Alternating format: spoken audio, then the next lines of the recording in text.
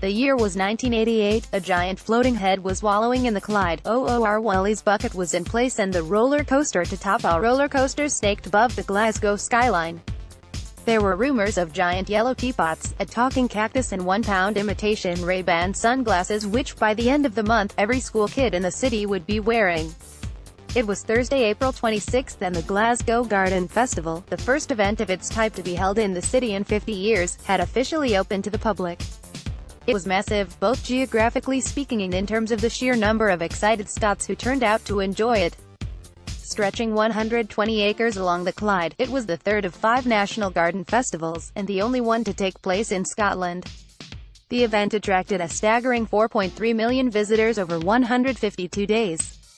https://stv.tv/news/features/1413235-in-pictures-royalty-in-fun-the Default. According to reports from the time when the festival was set up, around 80 buildings and bridges were nominated for floodlighting. British Rail was asked to clean up embankments and even the Scottish Gas Board agreed to paint a gas holder a cheerful blue instead of the usual bland slate grey. Apparently, 15 foreign correspondents representing news media in America, Austria, Belgium, Brazil, France, Germany, Israel, Saudi Arabia, and Spain came to Glasgow to see what was going on. Attractions included the Coca-Cola Thrill Ride, a 250-foot tower celebrating the Clydesdale Bank's 150th anniversary, the Bells Bridge, the first significant footbridge to be built over the Clyde for 120 years, the biggest teapot in the world, water taxis, the return of tramcars for the first time since 1962, a railway, 112 gardens, 24 feet metal and glass fiber irises and tea towels made in Pakistan. There were also 6 major theme areas: health and well-being, water and maritime, recreation and sport, landscape and scenery, science and technology, and plants and food. As the city marks 30 years since the memorable event, we take a look back at some of the key moments and attractions that won 80s hearts. A royal opening. Princess Diana and Prince Charles opened the event. The event was opened by Prince Charles and Princess Diana, who had traveled up for this special occasion.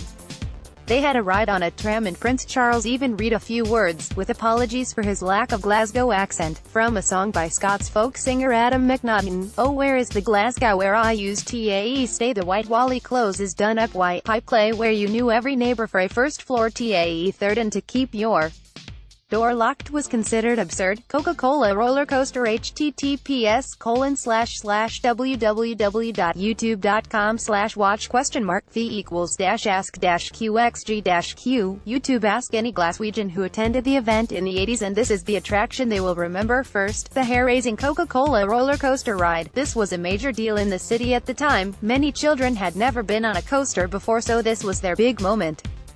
A £3 ticket got you 3 shots and the screams could be heard for miles.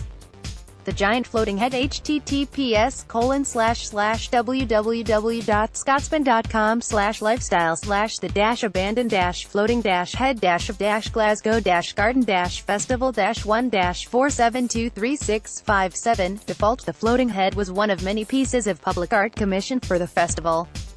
A sort of cement boat by artist Roland Groom, it now sits on the south bank of the River Clyde next to a scrapyard. Oor Wullie's Garden. The Oor Wullie Wildlife Garden.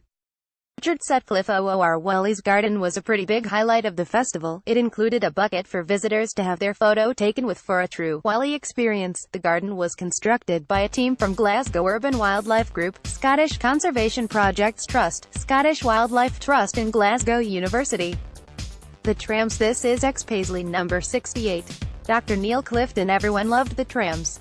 A tramway was set up at the festival, featuring 2 trams borrowed from the National Tramway Museum, including the ex-Paisley number 68. They allegedly ran up more than 4,000 miles during the event. As one of Britain's largest tramcar operators, Glasgow Corporation had extensive workshops of its own and, over time, developed a series of tramcars that, because they shared a number of distinctive features, came to be known as standards. Glasgow standards constituted one of the most numerous and successful types of tramcar in the country, the 1,000 or so examples of which were exceeded only by London Transport's E1 design. The Donut Tower. The Clydesdale Bank Anniversary Tower. The Clydesdale Bank Anniversary Tower dominated the skyline during the Glasgow Garden Festival in 1988, particularly at night. It was the focal point for the site, but it did not survive to become a permanent feature of the Glasgow cityscape. The Clydesdale Bank sponsored the tower for around £500,000 to mark the 150th anniversary of the bank's foundation in Glasgow in 1838. A special feature of the 240 feet high tower was a glass donut-shaped gondola which rose and revolved at the same time, allowing extensive views over the city and beyond.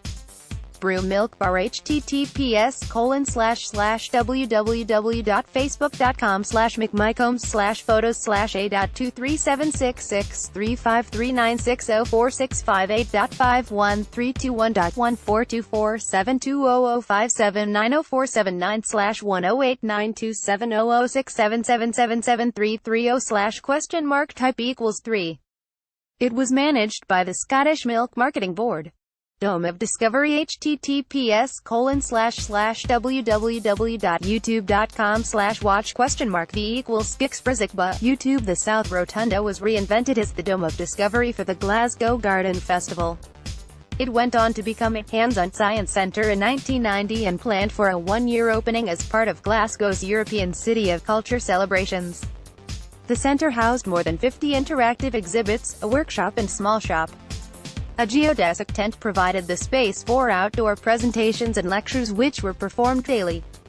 The project was successful enough to be extended beyond its original lifespan and operated from 1990 to 1992.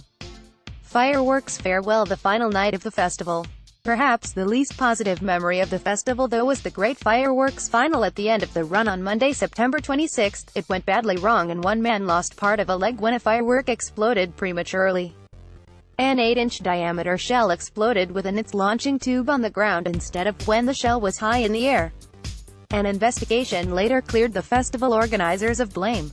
Mr. Alistair McFarlane, of the Shell Shock Firework Company, was the victim who lost his leg in the explosion. As he said in an interview with the Herald at the time, "I've been very lucky. I've been given a second chance. It was a bit like stepping on a mine, but the accident was just a chance in a million." Legacy. The event was hailed a success.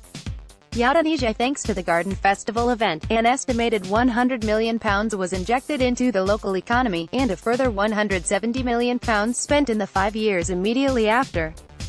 2 years after that, Glasgow was awarded the European City of Culture. In 1999 it was named the UK City of Architecture and Design. By the time it came to the Commonwealth Games, the city was a pro at staging landmark events. Many of the attractions from the event are still loved and remembered by the many who visited between April and September 1988. Download the STV News app is Scotland's favorite and is available for iPhone from the App Store and for Android from Google Play. Download it today and continue to enjoy STV News wherever you are.